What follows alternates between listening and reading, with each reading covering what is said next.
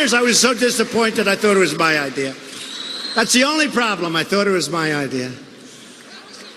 And you know, we have another thing. Accountability with the vets. The VA, there was no accountability. You'd have people that were protected, whether it was civil service unions, who cares? They were protected. You couldn't fire them. They could be sadists, and we had sadists, sick people. We had people that would steal and rob. We had a lot of bad people. We had people that didn't work hard. And there was no accountability.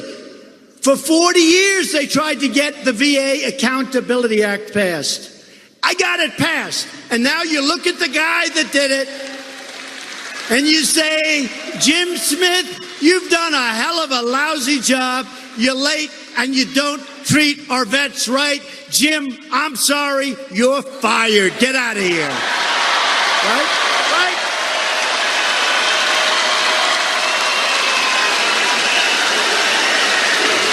So you're fired.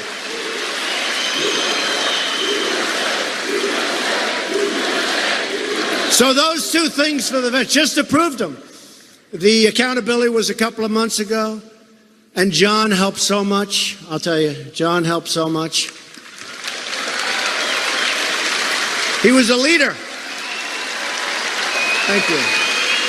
He was the leader on both. And everybody said you couldn't get accountability done. I said, why? Too much power, too many unions, too many people that just don't want it done. You had people in Arizona that robbed $300,000, and they agreed, everybody agreed, they robbed the money. They couldn't fire the people. So now you have accountability is done. And I think even more important, I'm not sure, but even more important, VA choice. So now you go see a doctor when you have to wait online, okay? Optimism among America's great manufacturers has hit 95%, the highest number by far in the history of the survey, which is a very old survey. We have eliminated record numbers of job-killing regulations.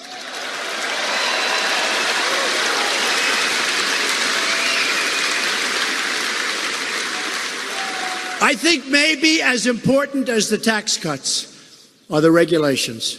Our country was choking. And let me tell you, if our opponent, our wonderful opponent, when is she going to get over it?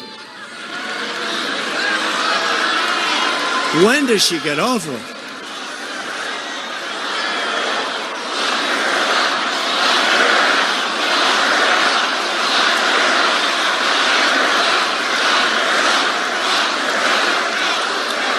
Hey, when do they get over it? But, you know, it is pretty amazing. Point after point. Guilty, guilty, guilty, guilty. Oh, she's okay. And then they go after us for a Russian hoax. It's a witch hunt hoax. Isn't it incredible when you talk about a double standard? When you talk about a double standard, and nobody even looks at her. Nobody even looks. I don't think, unless we're going to be surprised someday. We'll see how that works out. But I'll tell you what's happened is somewhat of a miracle, because we weren't expected to win, but every time I'd go out, we'd have crowds like this. We went to Michigan. We went to Wisconsin. We went to places that haven't been done. I think Wisconsin was 1952, Dwight Eisenhower, and we won Wisconsin.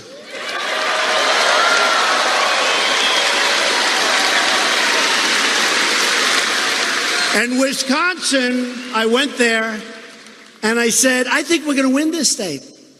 And people said to me, well, sir, it won't happen. I said, why? Look at the crowds we're getting. Look at the people. Look at the signs outside of the house. Look at the signs. I heard, and maybe it's not so, that Bill Clinton, President Bill Clinton, went back, and he went through Michigan. And he said, you better get some people out to Michigan, because there's a Trump-Pence sign on every house. You better get people out. And they said, oh, no, our statistics show that Michigan cannot be won by the Republicans. Well, let me tell you what's happened. Car plants are moving into Michigan. Jobs are moving into Michigan. Michigan's very happy with your president. They should have listened to Bill Clinton. They should have listened. And we just had our highest poll numbers. And I watch these fakers back there, and they'll be talking. Hannity, and as you see, the president still speaking live at a rally in Fargo, North Dakota. My opening monologue immediately thereafter. We'll continue with the president. You know, a year and a half ago, they said I was an interloper. How bad is that? An interloper.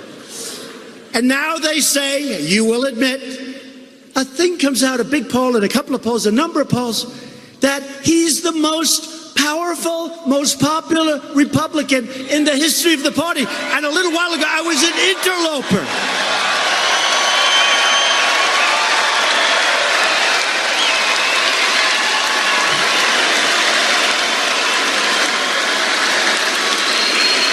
They came out more popular than a man I liked, Ronald Reagan. But think of it. You go from interloper, that's a horrible term, right? I was just doing my thing. I'm not an interloper.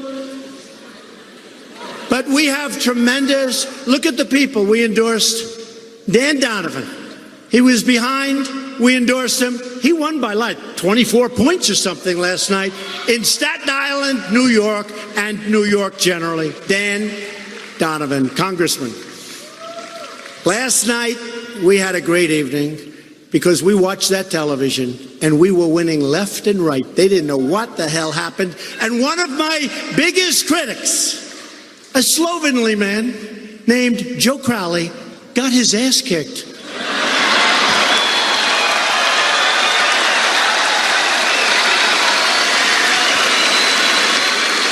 By a young woman who had a lot of energy. She had a lot of energy. I guess he didn't see it. They couldn't find him. He spent a lot of money. He actually had a lot of money left over. Everyone's pouring a fortune because they figure. And he was going to take Nancy Pelosi's place. And I was so disappointed because I want to keep Nancy Pelosi right where she is with Maxine Waters. I want to keep Nancy Pelosi. Please, I want to make a plea to my Democrat friends. Please, please, please don't remove Nancy Pelosi. She should be where she is. And please keep Maxine Waters on the air as your face and your mouthpiece for the Democrat Party. Please.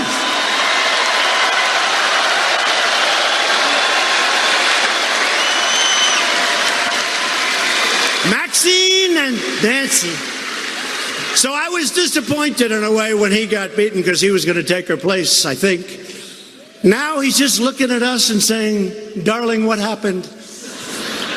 Politics is a mean game, isn't it? It's a fleeting game. 6 months ago, Republicans passed the biggest tax cuts and reform in American history. Our plan doubled the child tax credit. Thank you to Ivanka Trump. She wanted that so badly. She really got to be a pest. Dad, you've got to get child tax credit. I said, darling, nobody knows what it is. She said, the women know, Dad. The women know. My daughter and my wife, Melania, they love the women, and the women love them. The women love them, and the men love them. Child tax credit. People don't talk about it that much. It's very substantial, and you know we got it for you.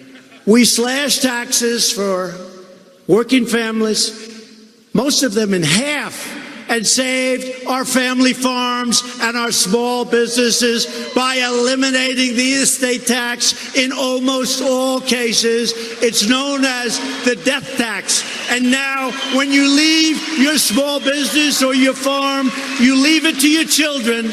Your children don't they don't go to the bank, borrow money, and end up losing the farm or losing the business.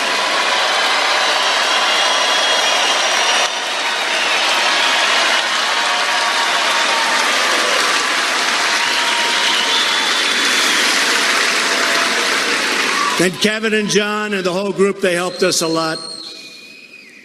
And guess what? Heidi voted against it, okay? She voted against it. Heidi voted against it. And she's always going to vote against. And by the way, she may give us a couple of quickie votes, before the election. She might, because she has no choice. But the day after that election, she's voting party line, 100%. More than 100 utility companies nationwide have slashed prices for customers, saving them in this country much more than $3 billion, which goes and reduces your electric and utility bills. Heidi and every single Democrat voted against our tax cuts. We're also fixing the disastrous trade deals that have plundered our wealth, gutted our communities, undermined our great farmers, taken our jobs.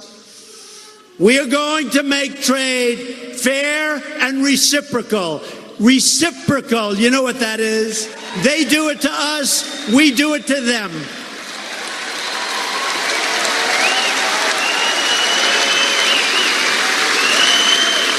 And we are placing very big tariffs on some of these countries because they have tariffs on us. It's incredible. I wonder where these people come from, even politicians. So we'll have a country. It doesn't matter. I can almost name any of them. They have massive tariffs on our people, on our workers, on our farmers, on our country, on our companies. So we say we're going to put tariffs on them. And I'll actually have politicians and other people come to me. Oh, please, we want free trade. How is it free trade? I'll give you an example. China, if we make a car and sell it into China, they charge us a 25% tax. That's what it is, 25%.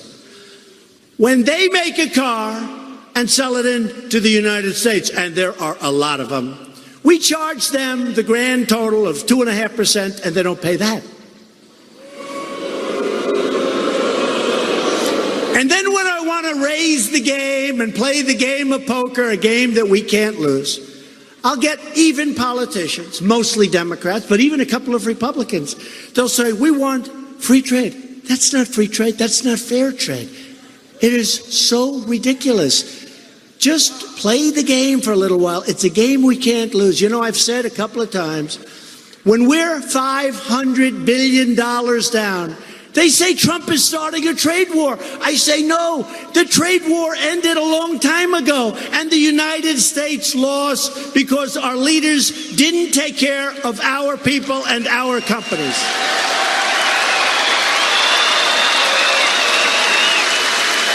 So we're not starting a trade war, but we'll finish it. And you know what, in the end, you know what's going to happen? And it's already happening. Already happening. They're going to come to us and they're going to say, hey, let's work it out. And we're going to work it out. It's very simple. But remember, it's the art of the deal, but anybody can do the deal. There are a lot of people. This one doesn't get much simpler. Remember, it's true. When you're $500 billion down, you can't lose. You already lost. But now we're going to start winning. Or at least we're going to make it fair. It doesn't even have to, we got to make it fair. And the fact is, we've had presidents and we've had leaders that worked for those presidents, negotiators, trade reps, who were missing in action. They weren't doing their job. I was dealt a lot of bad hands. I was given North Korea, where, frankly, we were very close to going to war. You could have lost 30 million people, 50 million people. Seoul is 30 miles off the border. They have what they call cannons, like howitzers. They have cannons. Thousands of them pointed. I had the meeting. We had a great relationship. We had a great chemistry together. The fake news was so upset when I said we had a good relationship. We had a good chemistry. They said, that's a horrible thing. No, it's a good thing. Getting along with countries, getting along with China, getting along with Russia, getting along with these countries is a good thing. It's not a bad thing. It's not a bad thing.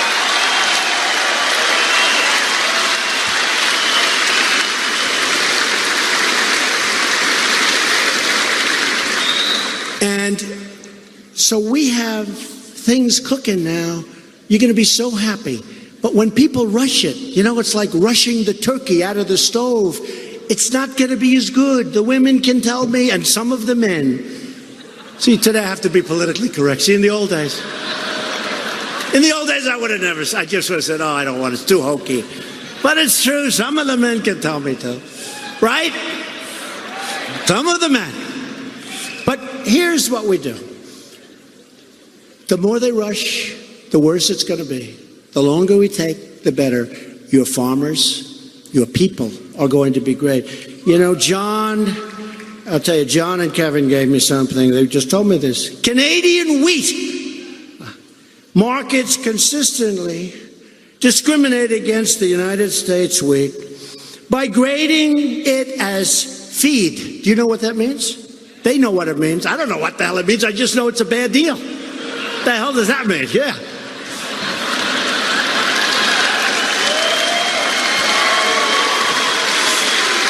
But it's true. Canada charges us on dairy products a tariff of 275% for your farmers in here. 200. That's like saying we don't want your dairy product. It's no good. That's like saying we don't want North Dakota, Wisconsin, New York State. We don't want you there. 275%. And I actually hear that's an old number. They raised it a number of months ago to 300%. How horrible is that? And then Justin gets up. He said, we fought World War I. We fought World War II. All true. Together. All true. We love Canada. But they're taking advantage of us. We can't let that happen. We can't let it happen. The era of global freeloading and taking advantage of the United States is over. It's just over. It's over.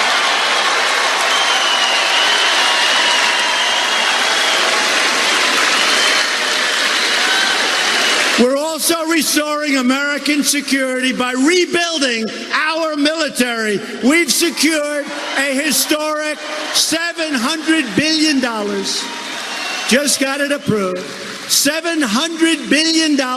We're rebuilding our military, and next year, already approved, $716 billion. We're rebuilding our military. It will be bigger and stronger than ever before, and hopefully we will never have to use it, because when it's bigger and stronger, you tend not to have to use it, okay?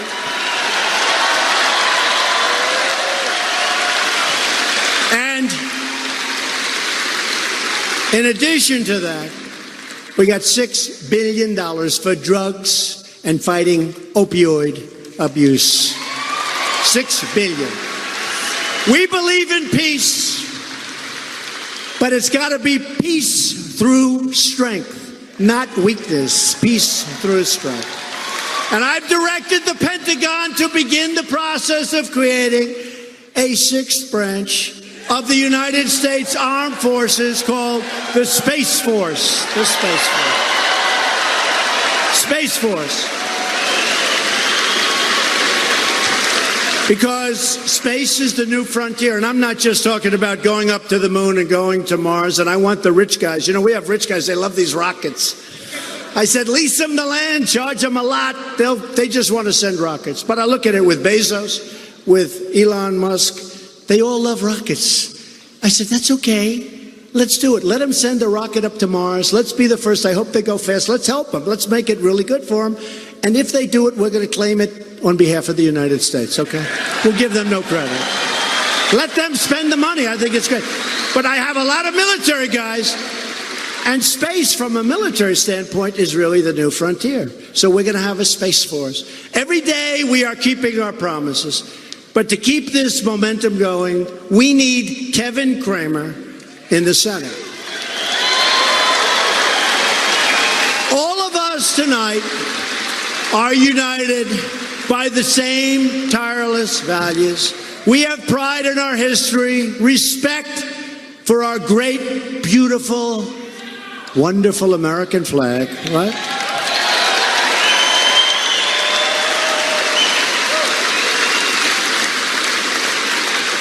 We put our hands in our hearts for the Pledge of Allegiance. And we proudly stand for our national anthem. Right? Proudly stand.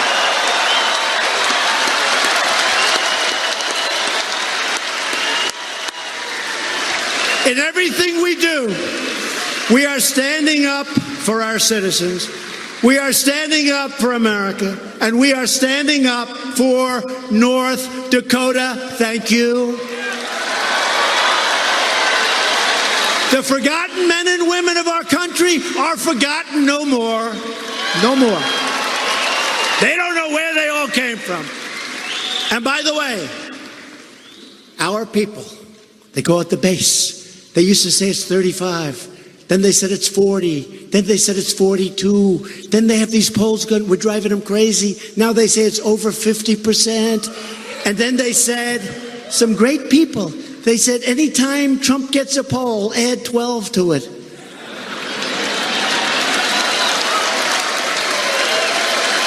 True. And you ever notice?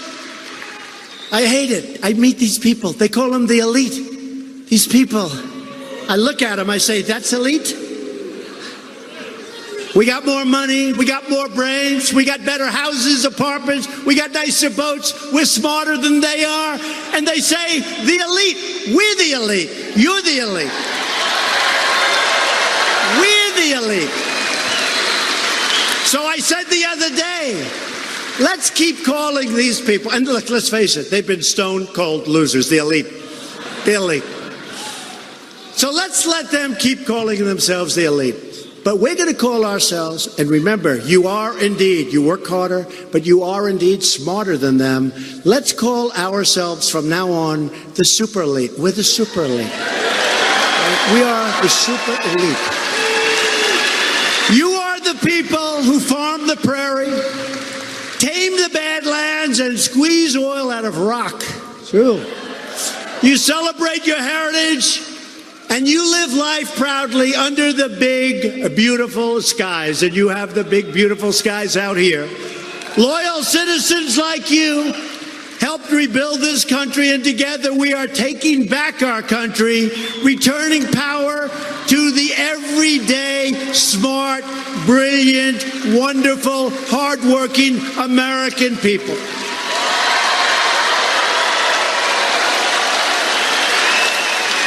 We are standing on the shoulders of the American patriots who settled the frontier, scaled the Rockies, and won the American West. These are great, incredible, strong, tough people. This state was forged by pioneer men and women who braved the cold and tamed the wilderness to build a home on the plains and a life for their families, and it's been an incredible life. These North Dakota pioneers were tough as hell, and they were strong, and they were smart. And they all had one thing in common. They loved their families, they loved their countries, and they loved their God.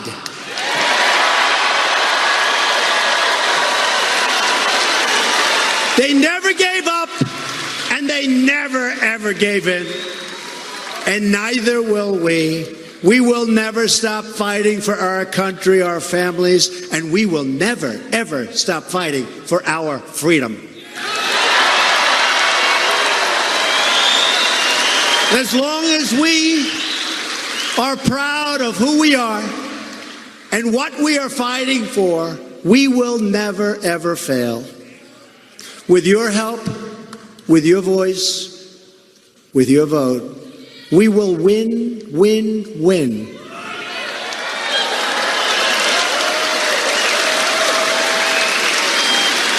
Like we're doing.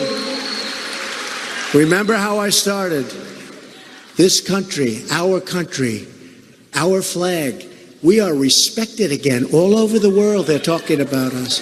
Leaders from all over the world, they call me or they come to the Oval Office and they say, congratulations, Mr. President, on the incredible job with the economy, the incredible job you're doing with your country, the fact that your country is respected again. Congratulations, Mr. President.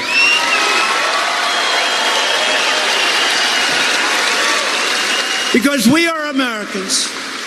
And our hearts bleed red, white, and blue.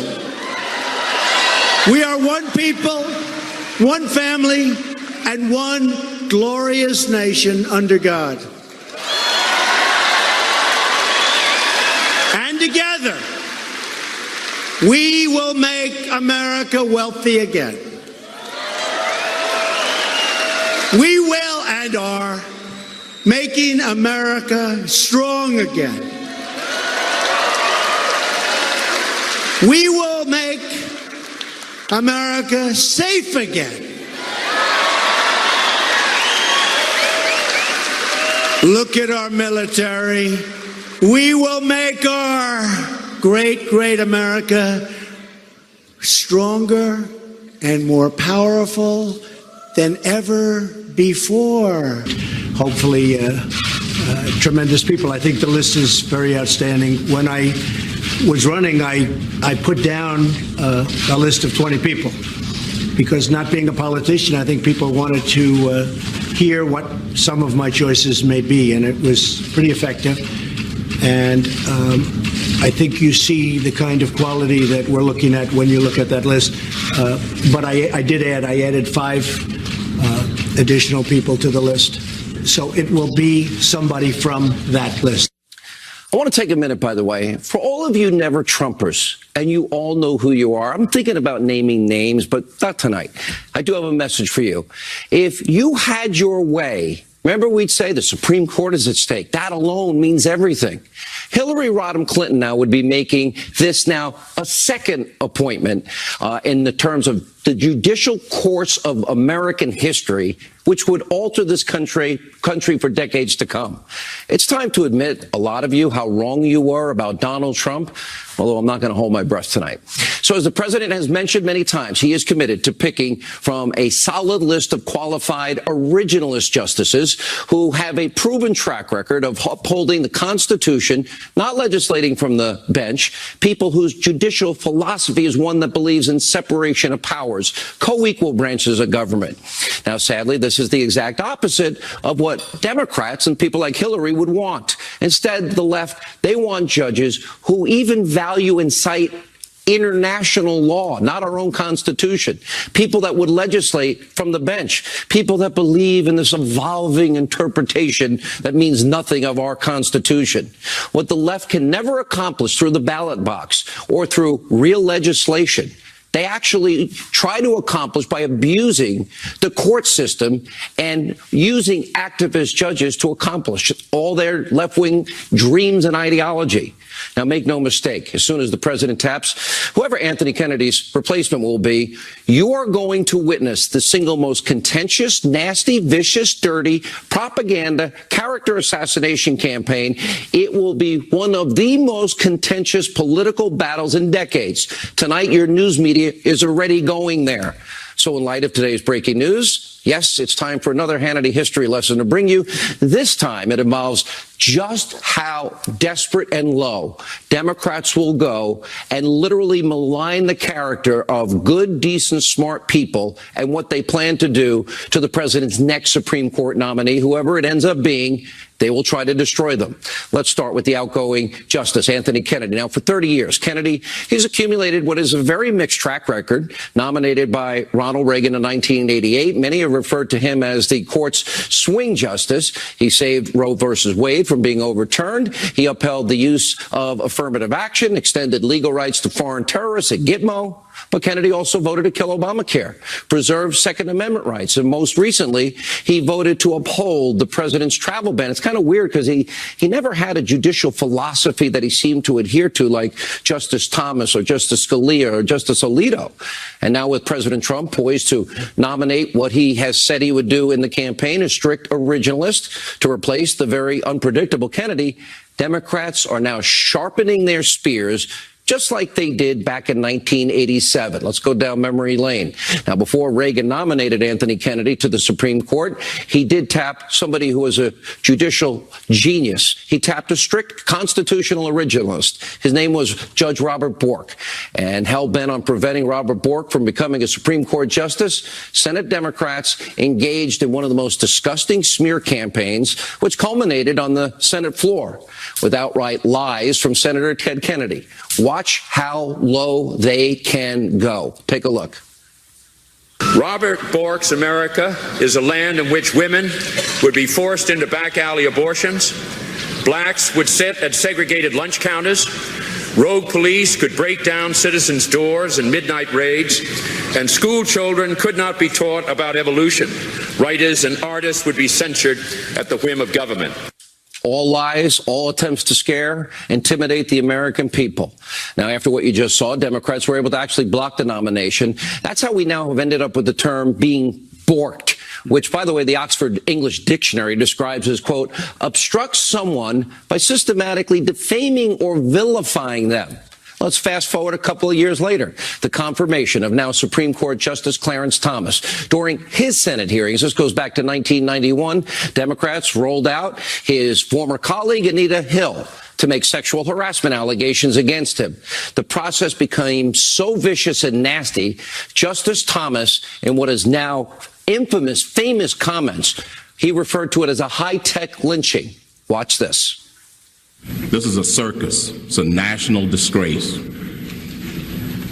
And from my standpoint, as a black American, as far as I'm concerned, it is a high-tech lynching for uppity blacks who in any way deign to think for themselves, to do for themselves, to have different ideas. And it is a message that unless you kowtow to an old order, this is what will happen to you.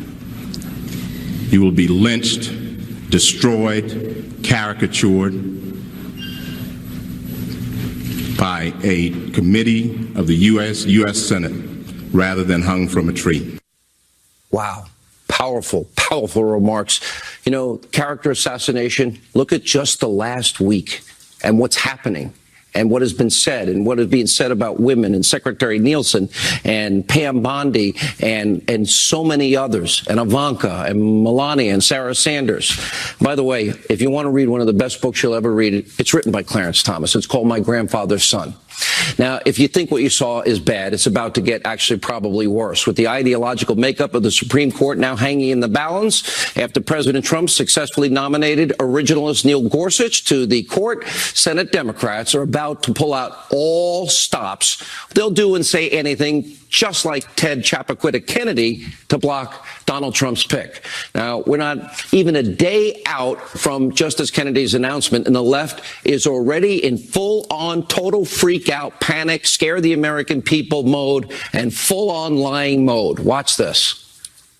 Are you guys ready to maybe rip up some of the rules that have, as Rachel said, limited Democrats?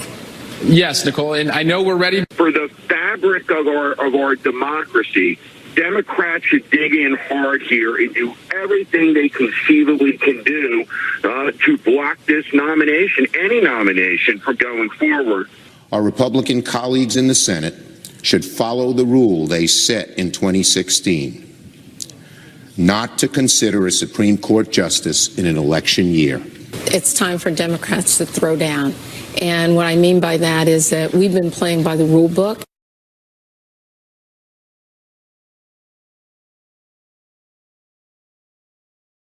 Don't have a hearing, don't have a meeting, don't let anything go forward. Don't play ball with this decision. Merely a preview of coming attractions. At this massive rally tonight in Fargo, North Dakota, the president previewed this looming battle and so much more. Let's take a look at what he had to say. A very special guy also just announced a little while ago his retirement from the United States Supreme Court.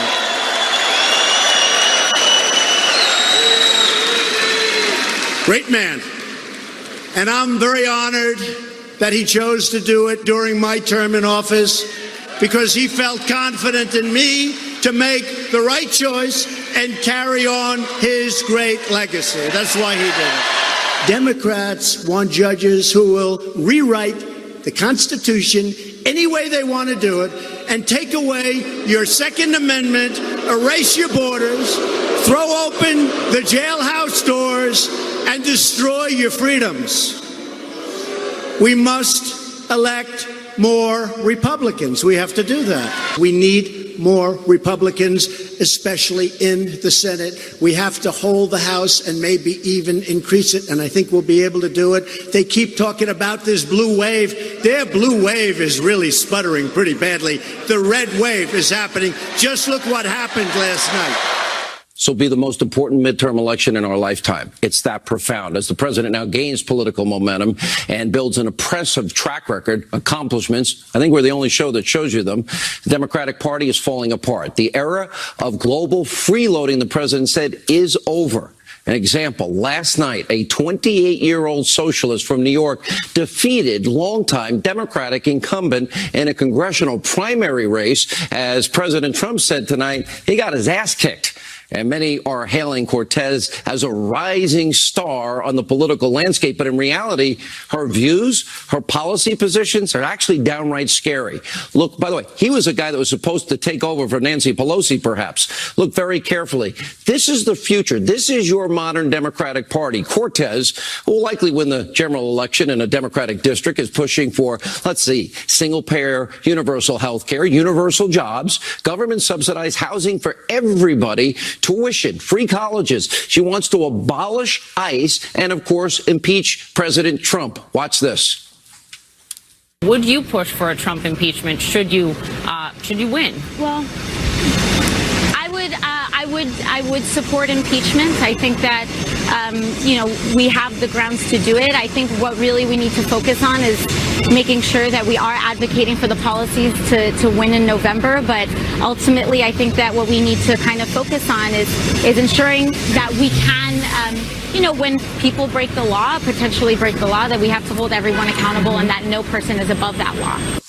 Now, the only difference between the self-proclaimed socialist that you just saw and the rest of the Democratic Party is she's actually more honest. And as we have shown you many times, and we'll show you all through this election season, I'll give you the agenda of the Democratic Party. First, they want to impeach 45. You just heard it, but they're not going to tell you. And of course, they want to preserve Obamacare. And by the way, Nancy Pelosi and company, they're even saying this publicly. They want the tax cuts back. They want their crumbs returned. And that means $2,000 on average per American family. And obviously, they want open borders. Now we have a fifth part of their Democratic agenda that we're adding to our list, and that is to destroy whoever the president picks to replace Justice Kennedy on the U.S. Supreme Court. I keep saying this is the single most important midterm election of our lifetimes. Now, will President Trump be able to assert his agenda for the last 2 years of his first term, or are socialists, will they be able to impeach him, obstruct him every step of the way? Will we have another originalist on the Supreme Court, or will Democrats be able to successfully block Kennedy's successor? Do you really want these people running the country? Let's take a look. A few years ago, ideas that we talked about were thought to be fringe ideas, radical ideas, extremist ideas. Those ideas are now mainstream. I just don't even know why there aren't uprisings all over the country. And if you see anybody from that cabinet in a restaurant, in a department store, at a gasoline station, you get out and you create a crowd. And you push back on them. And you tell them they're not welcome anymore, anywhere. Do something about your dad's immigration practices, you feckless. What's Uncle Tom but for white women who disappoint other white women? One way you get rid of Trump is a crashing economy, so please bring on the recession. When was the last time an actor assassinated a president? I have thought an awful lot about blowing up the White House.